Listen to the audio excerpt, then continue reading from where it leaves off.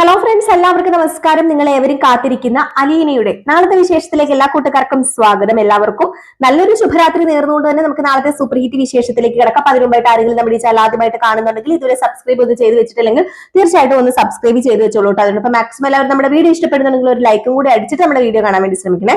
അപ്പൊ നേരെ വിശേഷത്തിലേക്ക് തന്നെ കടന്നാലോ. അങ്ങനെ നമ്മുടെ ബാലചന്ദ്രൻ എത്തിയിരിക്കുകയാണ്. അപ്പൊ ബാലചന്ദ്രൻ ഡിസ്ചാർജ് ചോദിച്ചു മേടിച്ചു. ഏതായാലും എഴുതി ഒപ്പിട്ടൊക്കെ ഇനിയിപ്പോ എന്ത് വന്നാലും അത് ഹോസ്പിറ്റലിന്റെ ഉത്തരവാദിത്തമല്ല, നമ്മുടെ ബാലചന്ദ്രൻ മേനോൻ നിർബന്ധമായിട്ട് എഴുതി നമ്മുടെ ഡിസ്ചാർജ് മേടിച്ചാണെന്നൊക്കെ എഴുതി കൊടുത്തിട്ടാണ് നേരെ വന്നത്. അവിടെ വന്നു കഴിഞ്ഞപ്പോഴത്തേക്കും നമ്മുടെ ബബിത കാണിക്കുന്ന ഓരോ കാട്ടായം കണ്ടു കഴിഞ്ഞിട്ടുണ്ട്. പിന്നെ ഒരു അച്ഛൻ എന്ന നിലയ്ക്ക് അംഗീകരിക്കാൻ പറ്റുമോ ബാലചന്ദ്രന്? ബബിതനെ അവിടെ കണ്ടതേ ഇല്ല. നമ്മുടെ ബാലചന്ദ്രൻ ഒരു ഉച്ചയോടൊക്കെ കൂടി വന്നതാണേ. വന്നിട്ട് വൈകിട്ടായിട്ടും ബബിതനെ കാണുന്നില്ല. ഏതായാലും ബാലചന്ദ്രൻ ഇട്ട് അന്വേഷിച്ചില്ല. ബാലചന്ദ്രൻ വന്നു തൊട്ട് ബബിത അറിഞ്ഞതുമില്ല. എന്നിട്ട് എന്ത് ചെയ്തു, നമ്മുടെ ബബിത അവിടെ ഇരുന്ന് കഴിഞ്ഞപ്പോഴത്തേക്കും ബാലചന്ദ്രൻ നേരത്തെ സ്റ്റെയർ ഇറങ്ങി ഇങ്ങ് വരുന്നതാണ് ബബിത കണ്ടത്. അച്ഛൻ വന്നോ എന്ന് ചോദിച്ചപ്പോഴത്തേക്ക് ഞാൻ ഇന്നലെ വന്നായിരുന്നല്ലോ. ഇന്നലെ വന്നായിരുന്നോ? എന്നിട്ട് ഞാൻ കണ്ടില്ലല്ലോ. അല്ല, നീ ഇവിടെ ഇല്ലായിരുന്നല്ലോ. ഞാനിവിടെ ഉണ്ടായിരുന്നല്ലോ. നീ ഇവിടെ ഉണ്ടായിരുന്നല്ലേ? അല്ല, നിന്റെ പറച്ചിൽ കേട്ടാ തോന്നും ഞാനായിരുന്നു ഇവിടെ ഉണ്ടായിരുന്നത്, നീ ഇവിടെ ഇല്ലായിരുന്നെന്ന്. അതെ, നീ ഈ ലോകത്തൊന്നും അല്ലേ മോളെ എന്ന് ചോദിച്ചപ്പം അത് പിന്നെ അച്ഛൻ വന്നത് ഞാൻ കണ്ടില്ല, ഞാൻ പറഞ്ഞല്ലോ. പിന്നെ നീ ആര് വന്നതാ കണ്ടത്, ആര് വരുന്നതാ നീ കാണുന്നത് എന്നൊക്കെ ചോദിച്ചല്ലോ. അങ്ങനെ നമ്മുടെ ബബിതേനെ കുറച്ച് എന്താ പറയാ ദേഷ്യമൊക്കെ പിടിപ്പിച്ചു. ബബിതയ്ക്ക് പിന്നെ ദേഷ്യം പിടിച്ചാലും ബാലചന്ദ്രന്റെ മുമ്പിലായോണ്ട് ആ ദേഷ്യം അങ്ങോട്ട് പ്രകടിപ്പിക്കാൻ പറ്റത്തില്ലല്ലോ. ആ ഒരു അവസ്ഥയാണല്ലോ നമ്മുടെ ബബിതയ്ക്കുള്ളത്. അപ്പൊ ബബിത എന്ത് ചെയ്യുന്നു, ആ ഒരു ദേഷ്യം വന്നെങ്കിലും അതെല്ലാം അടക്കി പിടിച്ചു വെച്ചിരിക്കുകയാണ്. എന്നിട്ടാണെങ്കിൽ നമ്മുടെ അലീനയുടെ കുറെ കുറ്റവും കുറവും പറയാൻ മാത്രമാണ് ബബിത നാവ് പോക്കുന്നത്. ഏതായാലും ഈ സമയത്ത് നമ്മുടെ ബാലചന്ദ്രൻ ഓർമ്മിപ്പിക്കുന്നുണ്ട്, മോള് നിന്റെ ഈ പോക്ക് ശരിയല്ല, ഒരുത്തനോട് പറഞ്ഞതാണ് പോക്ക് ശരിയല്ലെന്ന്. അവൻ കണ്ടില്ലേ, വലിയ വലിയ സംഭവ സ്ഥലത്താണ് ഇപ്പൊ ഉള്ളത്. വലിയ കൊട്ടാരത്തിലെ മണിമാളികയിൽ അവനിപ്പോ എസ്കോട്ട് വരെ ഉണ്ടാവും, അറിയാലോ നിനക്ക് എന്നിങ്ങനെ പറഞ്ഞപ്പോഴത്തേക്കും അത് പിന്നെ അച്ഛൻ എന്താ ഈ പറഞ്ഞു വരുന്നത്, അലീനയും കൃഷ്ണമോളും അച്ഛനോട് ഓരോന്ന് പറഞ്ഞ് പിടിപ്പിച്ചു കാണുമല്ലോ എന്ന് പറഞ്ഞപ്പോ എന്നോട് ആരും ഒന്നും പറഞ്ഞ് പിടിപ്പിച്ചിട്ടൊന്നുമില്ല. എന്നോട് എന്ത് പറഞ്ഞു പിടിപ്പിക്കാനാ? എന്റെ മോളെ, നിനക്ക് എന്നെ അല്ല, എനിക്ക് നിന്നെ അറിയത്തില്ലേ? ആരൊക്കെ എന്തൊക്കെ പറഞ്ഞാലും എനിക്ക് നിന്ന് നന്നായിട്ട് അറിയാൻ ബബിത. അവനവൻ സൂക്ഷിച്ചാൽ അവനവന് ദുഃഖിക്കേണ്ട, അത്ര എനിക്ക് പറയാനുള്ളൂ. നിന്റെ ഭാവി തീരുമാനിക്കേണ്ടത് നീയാണ്, അല്ലാതെ ഞാനോ അലീനയോ കൃഷ്ണമോളോ ഒന്നുമല്ല. നിന്റെ ഭാവി നീ എഴുതണം. നിനക്ക് ഇത്രയും വയസ്സായില്ല, 10-18 വയസ്സായില്ല നിനക്ക്. ഇനിയെങ്കിലും ഒന്ന് ചിന്തിച്ചൂടെ? സ്വന്തം അമ്മ ഹോസ്പിറ്റലിൽ കിടക്കുന്നു, ചേട്ടൻ ജയിലിൽ പോകാറായി, സെൻട്രൽ ജയിലില്. ദേ നീ ഇവിടെ ഇരുന്ന് ഫോണും കുത്തിയിരിക്കുന്നു. എന്താ ബബിത ഇത്? നിനക്ക് ലേശം വെളിവും ബോധമൊന്നും ഇല്ലാതായി പോയോ? ബാലചന്ദ്രന്റെ മകൾ ഇങ്ങനെയാണോ എന്നൊക്കെ ചോദിച്ചപ്പം അത് പിന്നെ അച്ഛൻ ഞാൻ എന്ത് ചെയ്യാനാ? ഇവരൊക്കെ തിരുത്താനായിട്ട് എനിക്ക് പറ്റുമോ? എനിക്ക് എന്തെങ്കിലും ചെയ്യാൻ പറ്റുമോ? അതുപോലെ രോഹിത്തിനെയോ അമ്മേനെയോ തിരുത്താൻ എനിക്ക് പറ്റുമോ? രോഹിത്തിനെ തിരുത്താൻ നിനക്ക് പറ്റില്ലായിരിക്കും, പക്ഷേ നിന്റെ തള്ളേനെ തിരുത്താൻ നിനക്ക് പറ്റൂലോ. നീ നിന്റെ തള്ളയുടെ ആ നാക്കുണ്ടല്ലോ, ആ നാക്ക് കുറച്ച് കുറയ്ക്കാൻ പറ.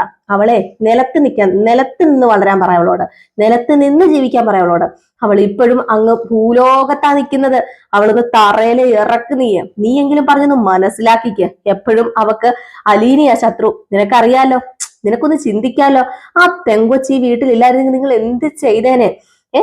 അത് ചിന്തിക്കാനുള്ള ബോധം പോലും ഈ ബാലചന്ദ്രന്റെ മക്കൾക്ക് ഇല്ലെന്ന് പറഞ്ഞാലേ പിന്നെ ബാലചന്ദ്രൻ ജീവിച്ചിരുന്നിട്ട് ഒരു കാര്യമില്ല.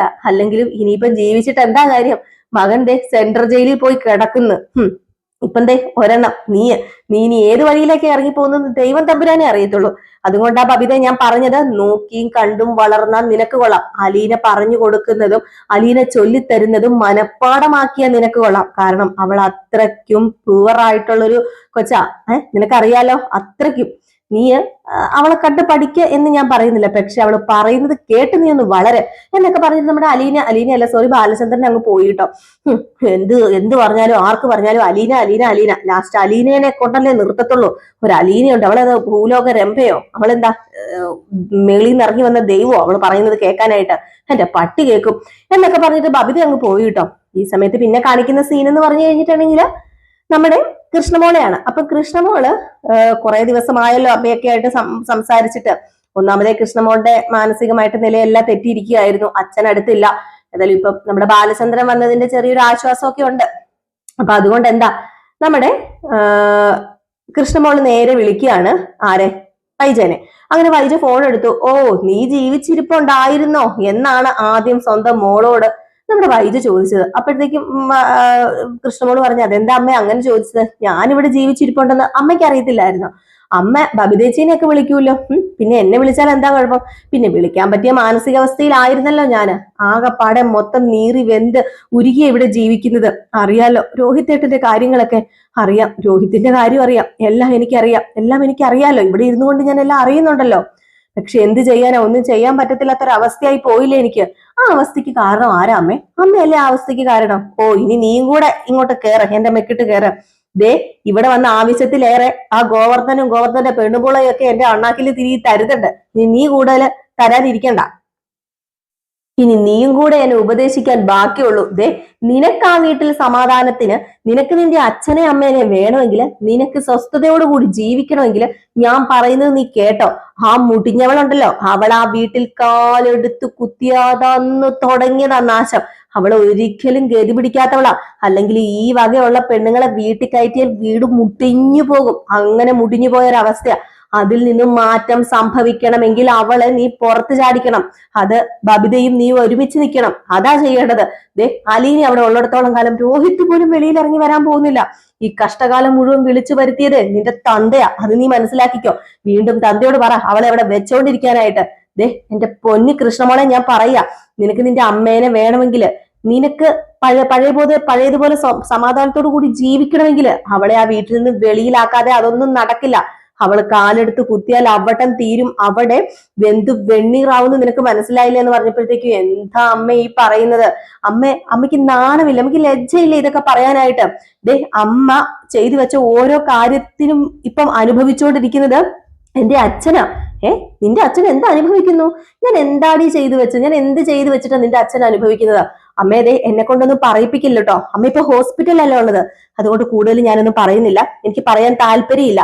അമ്മ ഒരിക്കൽ അമ്മ പശ്ചാത്തപിക്കും. അമ്മ നോക്കിക്കോ, അമ്മ ഒരിക്കൽ പശ്ചാത്തപിക്കുന്ന ഒരു ദിവസം അമ്മയ്ക്ക് ഉണ്ടാകും. എനിക്ക് അത്ര മാത്രമേ പറയാനുള്ളൂ. ഏതായാലും അമ്മയ്ക്ക് പെട്ടെന്ന് സുഖപ്പെടട്ടെ. അമ്മ പെട്ടെന്ന് പഴയതുപോലെ ആകട്ടെ. ഈ സമയത്ത് ദൈവത്തിനോട് പ്രാർത്ഥിക്കുക. സ്വന്തം മകൻ ജയിലിൽ പോയേക്കല്ലേ, ദൈവത്തിനോട് പ്രാർത്ഥിക്ക്. രോഹിത്തേട്ടന് വേറെ പ്രശ്നങ്ങളൊന്നും വരരുതേ എന്ന് പ്രാർത്ഥിക്കാൻ നോക്കാം.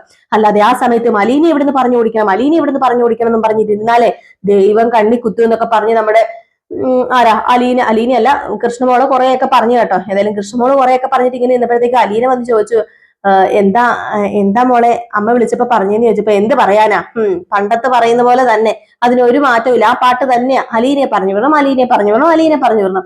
ഈ പാട്ടല്ലാതെ അമ്മയ്ക്ക് വേറെ എന്തെങ്കിലും പാടാനുണ്ടോ അലീന ചേച്ചി? രോഹിതേട്ടനാണെങ്കിൽ ജയിലിൽ കിടക്കുക. ദൈവത്തിന് വിളിച്ചിരിക്കേണ്ട സമയല്ലേ. പറഞ്ഞിട്ട് എന്താ കാര്യം? ലേശം വെളിവും വെള്ളിയാഴ്ച ഇല്ലല്ലോ എന്റെ അമ്മയ്ക്കെന്ന് പറഞ്ഞപ്പോ, അമ്മേനെ കുറിച്ച് അങ്ങനെയൊന്നും പറയാതെ മോളെ. ഞാനൊരു കാര്യം പറയട്ടെ, നിന്റെ അമ്മയ്ക്ക് സത്യങ്ങളൊന്നും അറിയില്ല. നിന്റെ അമ്മ സത്യങ്ങളൊന്നും അറിഞ്ഞിട്ടില്ല. ആ ഒരു സ്ഥിതിക്ക് നമ്മൾ ഈ പറയുന്നതിൽ എന്താ അർത്ഥമാ ഉള്ളത്? അതുകൊണ്ട് നീ പറയരുത്. അമ്മയുടെ പഴയ കാലമൊക്കെ ശരിയാണ്. അമ്മയ്ക്ക് ആ ഒരു സാഹചര്യത്തിൽ ഇങ്ങനെയൊക്കെ ചെയ്യേണ്ടി വന്നു. ആ അമ്മ വളർന്നു വന്ന സാഹചര്യവും ഒക്കെ നമ്മൾ മനസ്സിലാക്കണ്ടേ? മാത്രമല്ല, നിന്റെ അമ്മയല്ലേ. നീ അങ്ങനെയൊക്കെ പറഞ്ഞു കഴിഞ്ഞിട്ടുണ്ടെങ്കിൽ ആ ഒരു അവസ്ഥയിൽ നിൽക്കുമ്പോഴത്തേക്കും ശരിയാവില്ല. എന്നെ ഇഷ്ടമല്ലെങ്കിൽ വേണ്ട, ഇഷ്ടപ്പെടണ്ട. നീ എന്നെ സപ്പോർട്ട് പിടിച്ച് സംസാരിക്കുകയും വേണ്ട. പക്ഷെ നീ നിന്റെ അമ്മേനെ വേദനിപ്പിക്കരുത് എന്ന് പറഞ്ഞപ്പോഴത്തേക്ക് ചേച്ചിയുടെ ഈ മനസ്സ് കാണാൻ എന്റെ അമ്മയ്ക്ക് പറ്റുന്നില്ലല്ലോ. ഇത്രയും നല്ല മനസ്സുള്ള എന്റെ ചേച്ചീനെ അമ്മ വിട്ടുകളഞ്ഞല്ലോ എന്ന് ഓർത്തിട്ടാ എനിക്കിപ്പോ സങ്കടം തോന്നുന്നത് എന്ന് പറയുമ്പോ അതൊന്നും ഓർത്ത് നീ സങ്കടപ്പെടണ്ട. കൃഷ്ണമോളെ, നീ ഒരു കാര്യം ചെയ്യണം. നോട്ട്സ് ഒക്കെ എഴുതാനുണ്ടല്ലോ. നീ നിന്റെ ടീച്ചേഴ്സിനോട് വിളിച്ച് ചോദിച്ച് നോട്ട്സ് ഒക്കെ മേടിച്ച് മര്യാദയ്ക്ക് നോട്ട്സ് ഒക്കെ എഴുതിയിരുന്ന് പഠിക്കാൻ നോക്കാം. അതാ ഇപ്പൊ മോളെ കൃഷ്ണനെ നീ ചെയ്യേണ്ടതെന്ന് പറഞ്ഞു.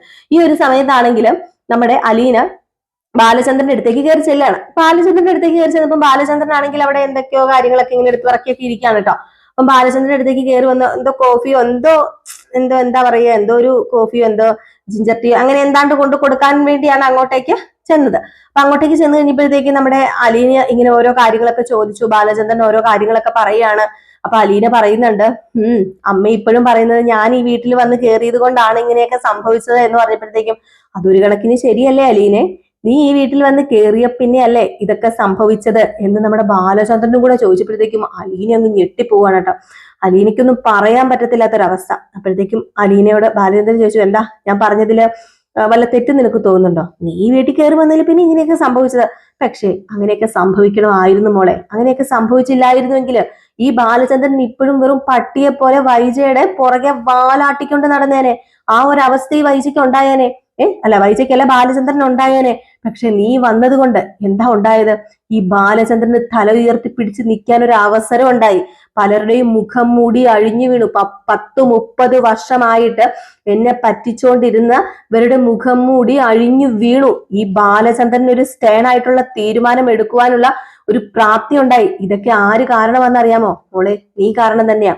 ഒരിക്കലും നീ വരരുതായിരുന്നു എന്ന് ഇതുവരെ ഞാൻ ചിന്തിച്ചിട്ടില്ല. അങ്ങനെ ചിന്തിക്കുന്നവരുണ്ടായിരിക്കാം, ഒരുപക്ഷെ അത് ശരിയുമായിരിക്കാം. പക്ഷെ നീ വന്നതുകൊണ്ട് ഈ കുടുംബത്തിന് നല്ലത് മാത്രമേ ഇനി ഉണ്ടാവുകയുള്ളൂ. അത് നീ കരുതിക്കോ, അത്രേ ഉള്ളൂ. പിന്നെ ഈ ഒരു സിറ്റുവേഷൻ, ഈ പറയുന്ന രോഹിത്തിന്റെയും കാര്യങ്ങളും ഒക്കെ ഹരിയുടെയും കാര്യങ്ങളും ഒരിക്കലും നീ വന്നത് കൊണ്ടല്ല ഉണ്ടായത്. പക്ഷെ നീ ഇല്ലായിരുന്നുവെങ്കിൽ എന്റെ 2 മക്കൾ എന്ത് ചെയ്തേനെ? അവർ ആരുടെ അടുത്ത് നിന്നേനെ എന്ന് ചോദിച്ചപ്പോഴത്തേക്കും അത് പിന്നെ ഞാനുള്ളത് കൊണ്ടാണല്ലോ വൈജാമയുടെ ഇവിടുന്ന് പോവുകയും ആക്സിഡന്റ് ഉണ്ടാകുകയൊക്കെ ചെയ്തത്.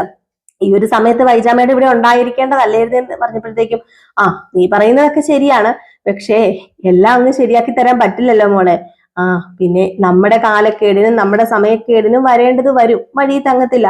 നമ്മുടെ തലയിലൊക്കെ ഓരോന്ന് വിധിച്ചിട്ടുണ്ടല്ലോ, അത് വരിക തന്നെ ചെയ്യുന്നു പറഞ്ഞപ്പോഴത്തേക്കും നമ്മുടെ വൈജ അല്ല അലീന പറയുന്നുണ്ട്, എല്ലാത്തിനും പകരം ചോദിക്കുന്ന ഒരു ദിവസം വരുവച്ചാ. ഈ പറയുന്നവരെല്ലാവരും എല്ലാത്തിനും പകരം എല്ലാവരും ചോദിക്കും. അങ്ങനെ ഒരു ദിവസം ഉണ്ടാകും. ആ ഒരു ദിവസത്തിന് വേണ്ടി തന്നെയാണ് ഞാനും നോക്കിയിരിക്കുന്നത്. പക്ഷെ അത് എന്റെ വായിൽ നിന്ന് വീണുകൊണ്ടാവില്ല ഒരിക്കലും അങ്ങനെ ഒരു ദിവസം കടന്നു വരികയോ ഒന്നും ചെയ്യുന്നത്. എല്ലാവർക്കും തിരിച്ചറിവിന്റെ ഒരു ദിവസം വരുന്നത് ആ ഒരു ദിവസത്തിന് വേണ്ടി ഞാൻ കാത്തിരിക്കും. പക്ഷെ ഒരിക്കലും അത് ഞാൻ പറഞ്ഞുകൊണ്ടാവില്ല എന്നൊക്കെ ഇങ്ങനെ പറയുന്നുണ്ട് കേട്ടോ. ഏതായാലും ഇങ്ങനെ കുറച്ച് സീനുകളൊക്കെ കാണിക്കുന്നുണ്ടേ. ഏതായാലും നമ്മുടെ അലീനയെ സമാധാനിപ്പിക്കുന്നുണ്ട്.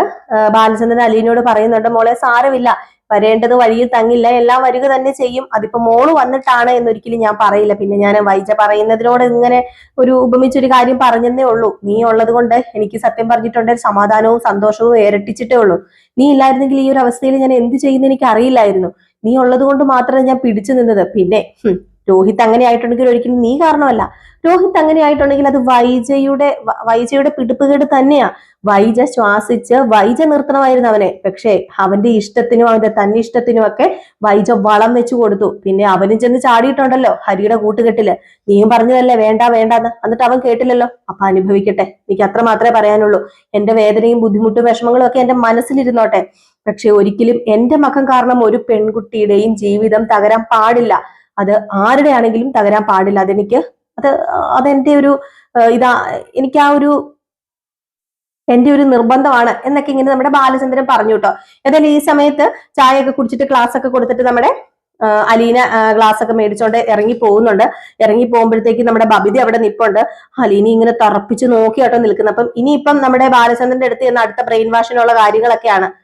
നേരെ വൈജ വിളിച്ച് കുറെ കാര്യങ്ങളൊക്കെ പറഞ്ഞായിരുന്നു. അപ്പൊ ബ്രെയിൻ വാഷ് ചെയ്തെടുക്കണമല്ലോ. അപ്പൊ അതിനുവേണ്ടി അങ്ങോട്ടേക്ക് പോകുന്നുണ്ട് നമ്മുടെ ബാലചന്ദ്രന്റെ അടുത്തേക്ക്. ഈ ഒരു സമയത്ത് പിന്നെ കാണിക്കുന്ന സീൻ എന്ന് പറഞ്ഞിട്ടുണ്ട്, അത് ഞാൻ ഇന്ന് പറഞ്ഞിട്ടുണ്ടായിരുന്നു. നമ്മുടെ കമലയുടെയും മനുവിന്റെ ഒക്കെ ഒരു സീന്, അതുപോലെ ശിവനും രാജീവനും ഒക്കെ വീട്ടിലെത്തുന്ന സീൻ ഇവരെ വന്നിട്ടില്ല, ടെലികാസ്റ്റ് ചെയ്തിട്ടില്ല. അപ്പൊ നാളെ മിക്കവാറും അത് കാണുമായിരിക്കും. ഏതായാലും നമ്മുടെ ശിവനും രാജീവനും ആകെ തളർന്നിരിക്കുകയാണ്. ശിവനൊന്ന് സംസാരിക്കാൻ പോലും പറ്റാത്തൊരവസ്ഥയാണ്. അവിടെയും ഇവിടെയും ഒക്കെ കയറി ഇറങ്ങിയിട്ടും മകനെ രക്ഷിക്കാൻ പറ്റാത്തൊരവസ്ഥ. ഏതായാലും ഈ സമയത്ത് നമ്മുടെ ബാലചന്ദ്രൻ വിളിക്കുന്നുണ്ട്, കാര്യങ്ങളൊക്കെ ചോദിച്ചറിയുന്നുണ്ട്. എന്തൊക്കെയാണേലും ബാലചന്ദ്രന്റെ മകനാണല്ലോ, വിവരങ്ങൾ അറിയണമല്ലോ, ചോദിക്കണമല്ലോ. അപ്പൊ അതുകൊണ്ട് ചോദിച്ചറിയുന്നൊക്കെ ഉണ്ട്. ഇതിന്റെ കൂടെ തന്നെ നമ്മുടെ കമലയാണെങ്കിൽ പറയാനുണ്ടോ, ശിവശങ്കര മേനോൻ വന്നപ്പോഴങ്ങ് തുടങ്ങിയത്. അപ്പോഴത്തേക്ക് ശിവൻ പറഞ്ഞു, ഒന്ന് മിണ്ടാതിരിക്കുന്നുണ്ടോ കമല, എനിക്ക് കലി വന്നിട്ടിരിക്കുകയാണെന്നൊക്കെ പറഞ്ഞിട്ട് അങ്ങ് അകത്ത് കയറി പോയപ്പോഴത്തേക്കും രാജീവും പറഞ്ഞു, എന്തിനാ ഏടത്തി ഇങ്ങനെ കിടന്ന് ഓരോന്ന് പറയുന്നത്? ഇപ്പം ആകെപ്പാടെ ശിവേട്ടൻ വിഷമിച്ച് നടക്കുകയാണ്. എവിടെയും അവിടെയും ഇവിടെയും ഒക്കെ നോക്കിയിട്ടും ആരെയും കിട്ടുന്നില്ല. വലിയ രാഷ്ട്രീയക്കാരൊക്കെ ഉണ്ടെന്ന് പറഞ്ഞിട്ട് കാര്യമില്ല. ആരും ഈ വിഭാഗം നാറ്റ കേസിന് നമ്മുടെ കൂടെ കൂട്ടു നിൽക്കത്തില്ല. അതൊന്ന് മനസ്സിലാക്കാനൊക്കെ പറയുന്നുണ്ട് കേട്ടോ. അപ്പൊ ഇതൊക്കെ കോർത്തിനൊക്കെക്കൊണ്ട് ഒരു അടിപൊളി വിശേഷമാണ് നാളെ വരാൻ പോകുന്നത്. മിസ് ചെയ്ത് കളയല്ലേ, രാവിലെ ഫുൾ വിശേഷമായിട്ട് കാണാം കേട്ടോ. അപ്പൊ എല്ലാവരും നമ്മുടെ വീഡിയോ ഇഷ്ടപ്പെടുന്നുണ്ടെങ്കിൽ ഒരു ലൈക്ക് കൂടെ അടിക്കണം. പിന്നെ സ്ഥിരം ഇതുപോലത്തെ ഉള്ള വീഡിയോ, അതായത് പ്രമോ വിശേഷവും ഫുൾ വിശേഷവും അപ്കമിംഗ് വിശേഷവും ഒക്കെ കേൾക്കാൻ താല്പര്യമുണ്ടെങ്കിൽ നമ്മുടെ ചാനൽ ഒന്ന് സബ്സ്ക്രൈബ് ചെയ്ത് വെച്ചിട്ട് ആ ബെല്ലൈക്കണിൽ ഒന്ന് ക്ലിക്ക് ചെയ്യുകയാണെങ്കിൽ നമ്മൾ ഇടുന്ന വീഡിയോയുടെ നോട്ടിഫിക്കേഷൻ നിങ്ങൾക്ക് എത്തുന്നതായിരിക്കും. നമ്മൾ ഇടുന്ന ആ ഒരു സ്പോട്ടിൽ തന്നെ നോട്ടിഫിക്കേഷനും എത്തുന്നതായിരിക്കും. അപ്പൊ എല്ലാവരും ഒന്ന് സബ്സ്ക്രൈബ് ചെയ്ത് വെക്കുക, ലൈക്ക് ചെയ്യുക. അപ്പൊ ടാറ്റാ, ബൈ ബൈ.